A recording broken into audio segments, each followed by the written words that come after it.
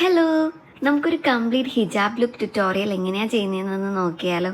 അപ്പോൾ ഇതാ നമ്മൾ ആദ്യം തന്നെ ബ്രൈഡിൻ്റെ ഹെയർ ബാക്കിൽ ടൈ ചെയ്ത് വെച്ചിട്ടുണ്ട് കേട്ടോ.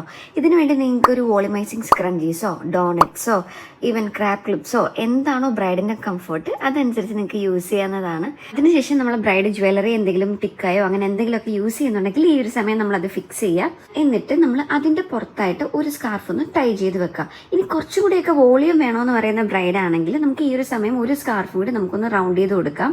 ഇനി അഥവാ വേണ്ട എന്നാണെങ്കിൽ നമുക്ക് ഡയറക്റ്റ് നമ്മുടെ ബ്രൈഡ് ആ ഒരു ഫംഗ്ഷന് യൂസ് ചെയ്യുന്ന ഹിജാബില്ലേ അതങ്ങ് റോൾ ചെയ്ത് കൊടുക്കുക. സോ ഫസ്റ്റ് നമ്മൾ ഹിജാബ് ഒന്ന് കുറച്ച് മടക്കിയിട്ട് പിൻ ചെയ്ത് കൊടുക്കുക. അപ്പം നമുക്ക് 2 സൈഡ്സ് കിട്ടുമല്ലോ.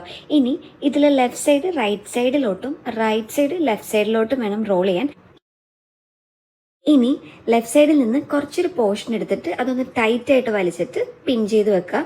ഇതുപോലെ തന്നെ ലെഫ്റ്റ് സൈഡിൽ നിന്ന് നമ്മൾ ഓരോ ലെയേഴ്സ് ആയിട്ട് എടുത്തിട്ട് അതൊക്കെ ഒന്ന് ടൈറ്റ് ആയിട്ട് പിൻ ചെയ്ത് കൊടുക്കുക.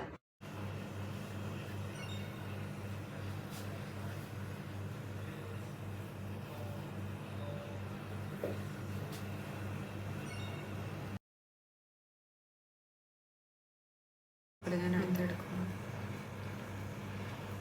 ടൈറ്റല്ലേ.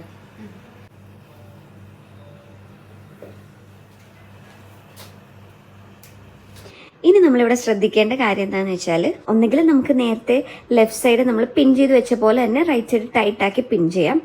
അതല്ലെങ്കിൽ നമുക്ക് കുറച്ച് ലൂസായിട്ട് എടുക്കണമെങ്കിൽ ആ ഒരു സൈഡ് നമ്മൾ കുറച്ച് ലൂസായിട്ട് റോൾ ചെയ്ത് വെക്കുക. അതിൻ്റെ ഒരു റെഫറൻസ് ഞാൻ ഇവിടെ കൊടുത്തേക്കാം കേട്ടോ. ഇവിടെ ഇന്നത്തെ ബ്രൈഡിൻ്റെ ജ്വല്ലറി അത്യാവശ്യം വലിയൊരു നെക്ക് പീസ് ആയതുകൊണ്ട് തന്നെ ഞങ്ങൾ റൈറ്റ് സൈഡും ടൈറ്റായിട്ട് തന്നെയാണ് റോൾ ചെയ്തേക്കുന്നത്.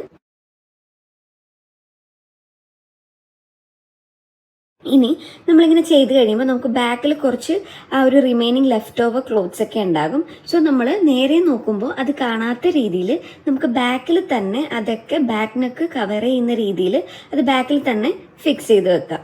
അതിനുശേഷം നമ്മളൊരു നെക്ക് പീസ് ഇട്ടിട്ട് ആ ഒരു ഫ്രണ്ട് പോർഷൻ കവർ ചെയ്യാം. ഉള്ളൂ സംഭവം. ഇനി നമുക്ക് നമ്മുടെ ബ്രൈഡിൻ്റെ ഫൈനൽ ലുക്ക് ഒന്ന് കണ്ടാലോ.